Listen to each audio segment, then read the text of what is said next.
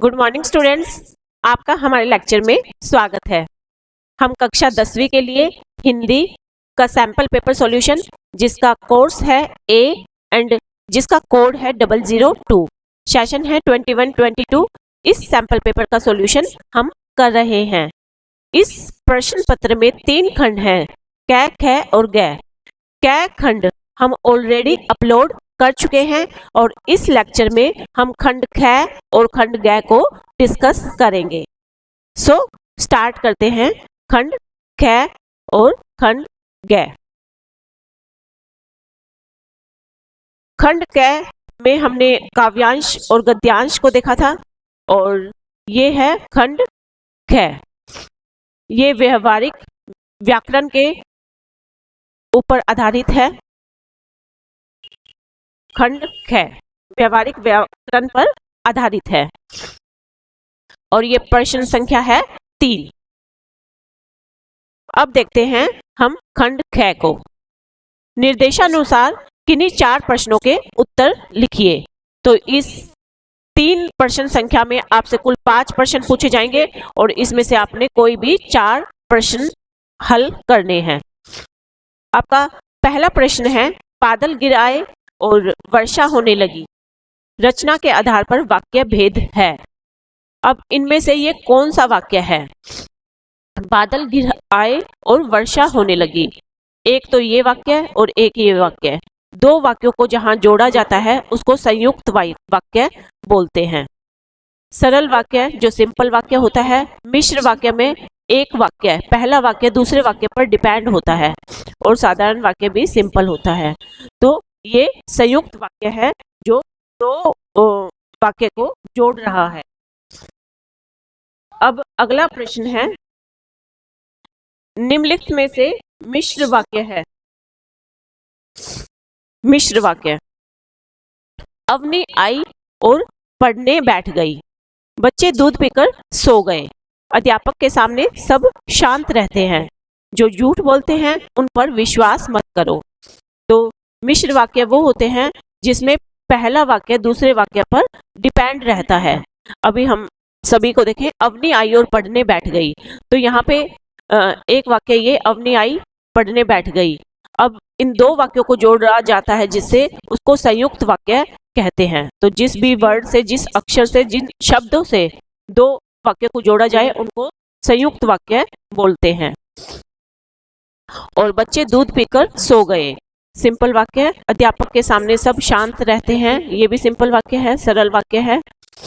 जो झूठ बोलते हैं, अब एक वाक्य ये, अब ये बात पूरी नहीं हुई, अब ये इस वाक्य पर डिपेंड है, उन पर विश्वास मत करो। तो जब पहला वाक्य दूसरे वाक्य पर डिपेंड होता है तो उसको कहते हैं मिश्र वाक्य। तो सही आंसर है घ।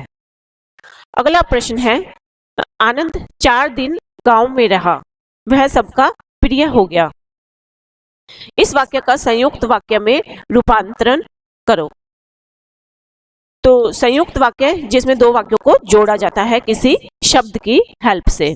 आनंद 4 दिन गांव में रहा और सबका प्रिय हो गया। यहाँ पे इस वर्ड की हेल्प से 2 वाक्य जोड़े जा रहे हैं, ये है संयुक्त वाक्य। आगे देख लेते हैं, जब आनंद 4 दिन गांव में रहा तब वह सबका प्रिय हो गया। ये है मिश्र वाक्य क्योंकि पहला वाक्य दूसरे पर डिपेंड है। आनंद 4 दिन गांव में रहकर सबका प्रिय हो गया, तो ये है सरल वाक्य। आनंद जब 4 दिन गांव में रहा तो वह सबका प्रिय हो गया, ये भी है मिश्र वाक्य। अगला प्रश्न है, वह पुस्तक कहाँ है जो कल खरीदी थी। तो वह पुस्तक है संज्ञा और जो संज्ञा की विशेषता बता रहा है वह ये है सर्वनाम। जो यह, वह, ये, वे, ये जो भी वर्ड्स होते हैं जो संज्ञा के बारे में कुछ कहते हैं उनको कहते हैं सर्वनाम। तो वह पुस्तक कहाँ है जो कल खरीदी थी। अब हमने इस वाक्य के बारे में बताना है, जो कल खरीदी थी। तो सर्वनाम और संज्ञा कभी भी इकट्ठे नहीं आते। आप ये बात ध्यान रखेंगे कि सर्वनाम और संज्ञा कभी इकट्ठे नहीं आते। और अगर इकट्ठे आते हैं तो जो सर्वनाम है वो विशेषण बन जाता है। तो अब ये विशेषण है। तो संज्ञा आश्रित उपवाक्य, सर्वनाम आश्रित उपवाक्य, क्रिया विशेषण आश्रित उपवाक्य या विशेषण आश्रित उपवाक्य। तो यहाँ पे ये विशेषण बन गया। तो इन दोनों में से हम देखते हैं, ये दोनों रॉन्ग ऑप्शन है, इन दोनों में से देखते हैं कि कौन सा है ये। तो जो कल खरीदी थी, तो सार्वनामिक विशेषण जो है विशेषण की बात कर रहे हैं, ये पुस्तक जो कल खरीदी थी, तो ये जो है विशेषण की बात कर रही है। तो ये है विशेषण आश्रित उपवाक्य, क्योंकि वाक्य ये उपवाक्य है, ये पूरा वाक्य नहीं है, ये वाक्य इस पे डिपेंड है। तो कौन सी पुस्तक जो जो कल खरीदी थी वो वाली पुस्तक, तो ये उपवाक्य है और ये विशेषण आश्रित है। यहाँ पे क्रिया की कोई बात नहीं है। सो राइट ऑप्शन इज विशेषण आश्रित उपवाक्य। अगला प्रश्न है, निम्नलिखित में से सरल वाक्य है। जैसे ही वर्षा हुई वैसे ही मोर नाचने लगे। वर्षा हुई और मोर नाचने लगे। वर्षा होते ही मोर नाचने लगे। जब वर्षा होती है तब मोर नाचते हैं। तो सरल वाक्य में बिल्कुल सिंपल वाक्य होता है।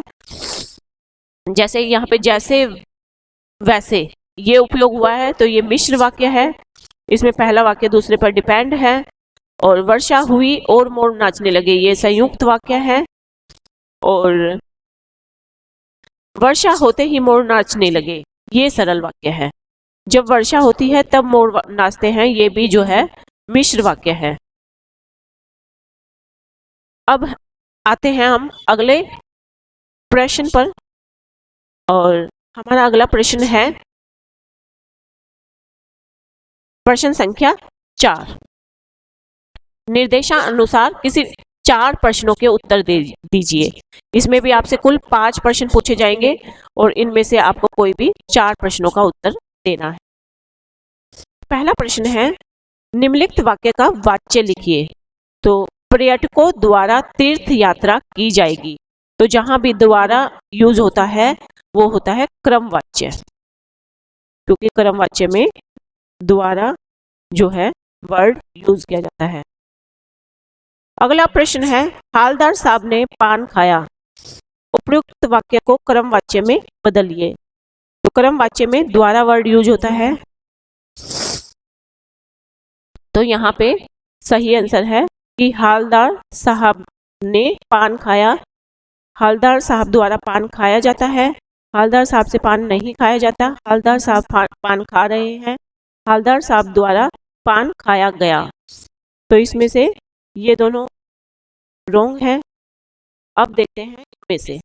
तो हालदार साहब ने पान खाया, यानी पान जो है हालदार साहब द्वारा पान खाया गया, यानी उन्होंने पान खा लिया। हालदार साहब द्वारा पान खाया गया, ये जो है राइट ऑप्शन है। और हालदार साहब द्वारा पान खाया जाता है, ये प्रेजेंट की बात है, जबकि उसने पान खा लिया है। तो सही ऑप्शन आएगा, हालदार साहब द्वारा पान खाया गया। अगला प्रश्न है, पक्षी बाग छोड़कर नहीं। उपयुक्त वाक्य को भाववाच्य में बदलिए। तो भाववाच्य, पक्षी बाग छोड़कर नहीं उड़ सके। अब जो भाववाच्य है उसमें जो है फीलिंग्स का यूज होता है। तो हम जो है देख लेते हैं फीलिंग्स वाला। तो पक्षी बाग छोड़कर नहीं उड़े। पक्षी बाग छोड़कर नहीं उड़ सके। पक्षियों से बाग छोड़कर उड़ा नहीं गया। पक्षी बाग छोड़कर नहीं उड़ सकते। पक्षियों से बाग छोड़कर उड़ा नहीं जाता। तो इसमें जाता या गया, इस तरह के वर्ड्स को जो है यूज किया जाता है भाववाच्य में। ये ऑप्शन और ये ऑप्शन गलत है। इनमें से हम देखते हैं, पक्षी बाग छोड़कर नहीं उड़े, यानी पक्षी से बाग छोड़कर उड़ा नहीं गया, ये जो है राइट ऑप्शन है। पक्षी से बाग छोड़कर उड़ा नहीं जाता, ये जो है हम जो है पास्ट की बात कर रहे हैं, तो ये जो है राइट ऑप्शन है। अगला प्रश्न हम देखते हैं, निम्नलिखित वाक्यों में से कर्तृवाच्य वाला वाक्य छांटिए। कर्तृवाच्य यानी जिसमें कर्ता की प्रधानता होती है। कर्ता की प्रधानता होती है। तो हम ऑप्शन देख लेते हैं। छात्रों द्वारा सभी का स्वागत हुआ। छात्रों से सभी का स्वागत करवाया गया। छात्रों ने सभी का स्वागत किया। छात्रों द्वारा सभी का स्वागत किया जाएगा। तो सिंपल कर्ता की प्रधानता हमें जो दिख रही है दैट इज छात्रों ने सभी का स्वागत किया। यहाँ पे छात्रों जो है ये कर्ता है और कर्ता की प्रधानता इस सिंपल से वाक्य में हमें नजर आ रही है। तो यहाँ द्वारा जो है हम नहीं लेंगे क्योंकि द्वारा कर्मवाच्य को शो करता है। सही विकल्प है छात्रों ने सभी का स्वागत किया। अगला प्रश्न है निम्नलिखित में से कौन सा भाववाच्य का सही विकल्प है? आओ वहां बैठे, आओ वहां बैठा जाए, अब वहां बैठते हैं, चलो अब वहां बैठा बैठे। तो इसमें जाता बैठा जाए ये जो है जाना ये भाववाच्य को शो करते हैं ये वर्ड्स। तो आओ वहां बैठा जाए ये जो है सही विकल्प है। अगला प्रश्न देखते हैं।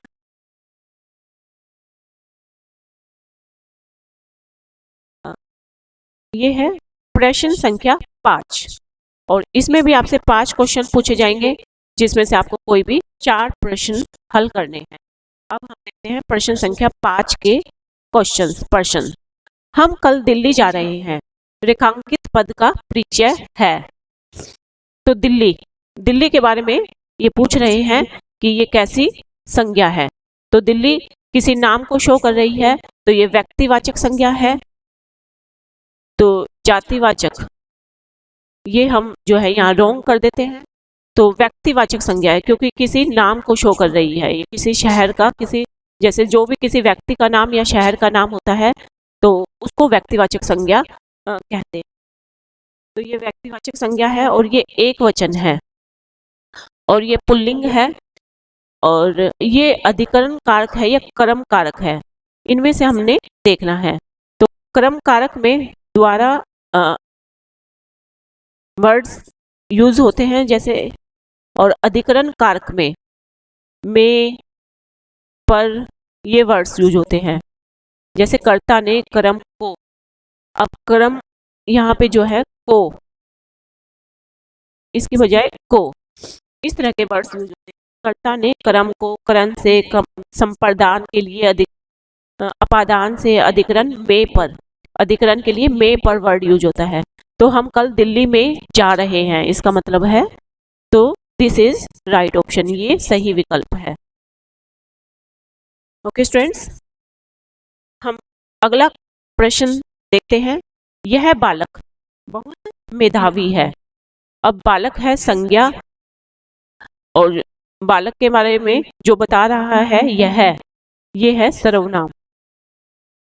अब यह बालक बहुत मेधावी है इसमें सार्वनामिक विशेषण हमें दिख रहा है और ये बालक जो कि एक वचन है और पुल्लिंग है। ये बालक के लिए यूज हो रहा है। पुल्लिंग मतलब लिंग इसमें पुल्लिंग है और इसका विशेष्य है बालक। ये विशेषण हो गया यहाँ पे और बालक जो है ये विशेष्य हो गया यहाँ पे। तो जिसकी विशेषता बताई जा रही है वो है विशेष्य। सही विकल्प है ये। अगला प्रश्न है अचानक वर्षा होने लगी। अब वर्षा की बात कर रहे हैं हम तो क्या ये कालवाचक है? नहीं, ये समय की बात नहीं कर रहा। हम बात कर रहे हैं कोई समय नहीं पता चल रहा इसमें, हमें बस इतना पता लग रहा है कि अचानक से वर्षा होने लगी। तो ये रीतिवाचक है। रीतिवाचक जिसमें रीति की बात की जा रही है कि किस रीति से जो है काम हो रहा है।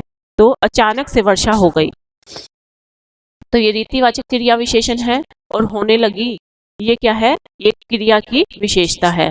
तो वर्षा होने लगी ये क्या है? ये क्रिया की विशेषता। तो सही उत्तर है ख। स्थानवाचक क्या ये स्थान के बारे में बता रही है? नहीं, कोई स्थान नहीं पता लग रहा। परिमाणवाचक जिसमें क्वांटिटी की बात की जाती है, मात्रा की बात की जाती है। तो क्या ये मात्रा ये कम या थोड़ा पता लग रही है? बारिश के बारे में नहीं हमें कम या ज़्यादा बारिश के बारे में यहाँ नहीं पता लग रहा, हमें सिर्फ पता लग रहा है कि बारिश होने लगी अचानक। तो सही ऑप्शन है। अगला प्रश्न है, वह भारत मैच जीत गया। अब इसमें देखते हैं, हमारे विकल्प हैं समुच्चय बोधक अव्यय, विस्मयादि सूचक अव्यय, संबंध बोधक अव्यय या विस्मयादि सूचक अव्यय, प्रसन्नता सूचक या शोक सूचक। तो वह, जहाँ पे विस्मय का प्रयोग किया जाए, विस्मय बोधक एक्सक्लेमेशन साइन का, इस साइन का यूज किया जाए तो ये विस्मय बोधक को शो करता है। तो विस्मय बोधक में जो वर्ड्स आते हैं जैसे वह, आहा, आहा, उफ, और इसके बाद ये विस्मय बोधक ये सूचक शब्द ये जो है ये साइन आता है। अब इसमें वह विस्मयादि सूचक यूज हो रहा है। अब हम देखते हैं क्या ये शोक सूचक है या प्रसन्नता सूचक है। ये प्रसन्नता की बात कर रहा है यहाँ पे कि हमारा जो भारत है वो मैच जीत गया, तो ये प्रसन्नता सूचक भाव की अभिव्यक्ति यहाँ हो रही है। अगला प्रश्न है, शाबाश तुमने बहुत अच्छा कार्य किया। तो तुमने ये क्या है? तो जहां मैं और हम यूज होता है वहां होता है उत्तम पुरुषवाचक, और जहां तू या तुम यूज होता है वहां होता है मध्यम पुरुषवाचक, और जहां वह,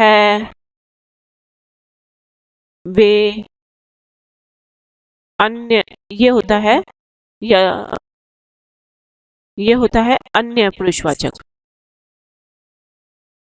अभी हम बात कर रहे हैं तुमने, तो ये है मध्यम पुरुषवाचक। तो ये मध्यम पुरुषवाचक, अब ये दो ऑप्शंस गलत हुए। अब मध्यम पुरुषवाचक में आगे देखते हैं, एक वचन है या बहुवचन। तुमने एक वचन है, ये किसी एक को शो कर रहा है, किसी एक व्यक्ति को, और ये कर्ता कारक है, तो ये सही विकल्प है। अगला प्रश्न देखते हैं हम। अगला प्रश्न है, निर्देशानुसार किन्हीं 4 प्रश्नों के उत्तर लिखिए। पहला प्रश्न है, 4 प्रश्नों के उत्तर देने हैं, देखते हैं हम। एक और अजगर ही लखी एक और मृगराय। तो एक तरफ अजगर है और एक तरफ सांप है। तो एक तरफ अजगर है और एक तरफ मृगराय में सिंह है, सिंह की बात हो रही है यहाँ पे, और दिस इज अजगर, ये अजगर है। अब यहां हम देखते हैं,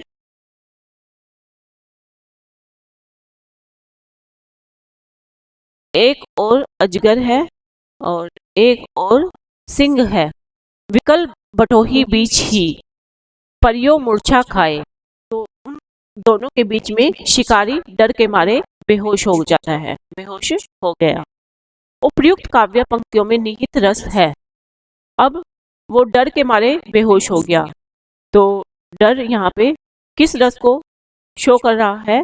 ये भयानक रस को। भय के मारे जो है वो शिकारी डर के मारे, भय के मारे जो है बेहोश हो गया, तो यहाँ भयानक रस है। अगला प्रश्न है, उत्साह किस रस का स्थायी भाव है? विकल्प है शांत रस का, वीर रस का, हास्य रस का या रौद्र रस का। उत्साह हमेशा वीर रस का स्थायी भाव होता है। अगला प्रश्न है, श्री कृष्ण के सुन वचन अर्जुन क्षोभ से जलने लगे, सब शील अपना भूल कर करतल युगल मलने लगे।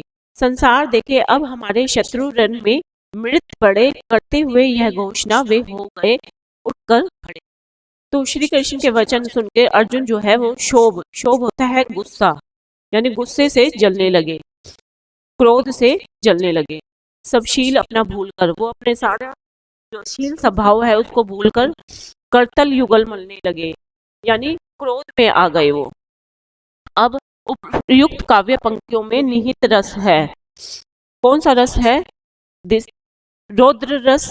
हाँ, ये रौद्र रस है, क्योंकि यहाँ पे क्रोध की बात की गई है, तो क्रोध और रौद्र एक ही होता है। रौद्र का मतलब क्रोध या गुस्सा। तो यहाँ गुस्से की बात की जा रही है, तो ये रौद्र रस को अव्यक्त कर रहा है। अगला प्रश्न है, विभाव, अनुभव और संचारी भाव की सहायता से क्या रस रूप में परिणत हो जाते हैं? विकल्प हैं आलंबन विभाव, व्यभिचारी भाव, उद्दीपन विभाव और स्थायी भाव। तो जो हमारे भाव होते हैं, विभाव और अनुभव और संचारी भाव और स्थायी भाव, ये सही विकल्प है। ये सारे भाव मिलके, ये चारों भाव मिलके जो है रस का निर्माण करते हैं। इन चारों भाव से जो है रस का निर्माण होता है। अगला प्रश्न है, अद्भुत रस का स्थायी भाव है। तो अद्भुत रस जो है विस्मय का स्थायी भाव होता है। अद्भुत रस का स्थायी भाव होता है विस्मय। अगला प्रश्न है,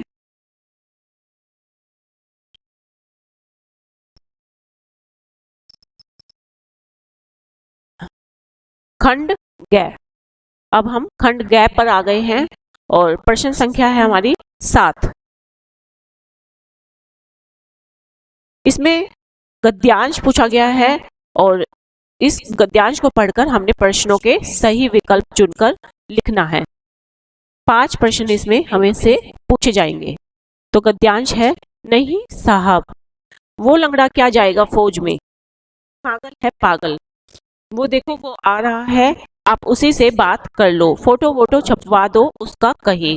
तो ये किसी की बात कर रहे हैं कि जो है वो जो लंगड़ा है वो पागल है, वो आ रहा है, आप उसकी कहीं फोटो चिपवा दो। हालदार साहब को पान वाले द्वारा एक देशभक्त का इस तरह मजाक उड़ाया जाना अच्छा नहीं लगा। तो हालदार साहब को ये पान वाला बता रहा है और ये किसी देशभक्त का मजाक उड़ा रहा है। मुड़कर देखा तो अवाक रह गए। हालदार साहब ने जब मुड़ के देखा तो वो हैरान रह गए। एक बेहद बूढ़ा मरियल सा लंगड़ा आदमी, सिर पर गांधी टोपी और आंखों पर काला चश्मा लगाए, एक छोटी सी संदूकची और दूसरे हाथ में एक बांस पर टंगे बहुत से चश्मे लिए सभी अभी अभी गली से निकला था और अब एक बंद दुकान के सहारे अपना बांस टिका रहा था। तो ये जिस आदमी के बारे में बोल रहे थे, तो वो आदमी के बारे में बताया है कि वो गांधी टोपी पहना था और आंखों पर उसने काला चश्मा लगाया था और उसके पास बहुत सारे चश्मे टंगे हुए थे और वो अब एक बंद दुकान के सहारे अपना बांस टिका रहा था। तो इस बेचारे की दुकान भी नहीं, फेरी लगाता है। हालदार साहब चक्कर में पड़ गए, पूछना चाहते थे इसे कैप्टन क्यों कहते हैं। तो हालदार साहब उस व्यक्ति के बारे में पूछना चाहते थे कि उसे कैप्टन क्यों कहते हैं, क्या यही इसका वास्तविक नाम है। लेकिन पान वाले ने साफ बता दिया था कि अब वह इस बारे में और कोई बात करने को तैयार नहीं। अब पान वाला उसके बारे में कुछ भी नहीं उसे बताना चाहता था। अब देखते हैं प्रश्न इस गद्यांश के आधार पर।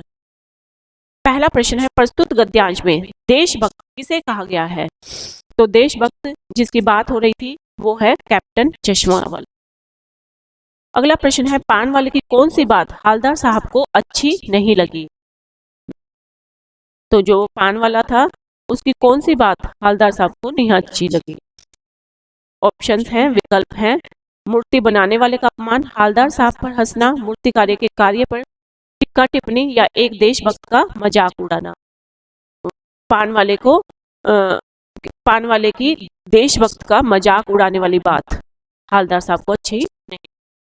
हालदार साहब को लग रहा था कि वो उस देशभक्त का मजाक उड़ा रहा। अगला प्रश्न है, चश्मे वाले एक बंद दुकान के सहारे अपना बांस क्यों टिका रहा था। क्योंकि उसकी अपनी कोई दुकान नहीं थी, तो इसीलिए वो जो है बंद दुकान के सहारे अपना बांस टिका रहा था। अगला प्रश्न है,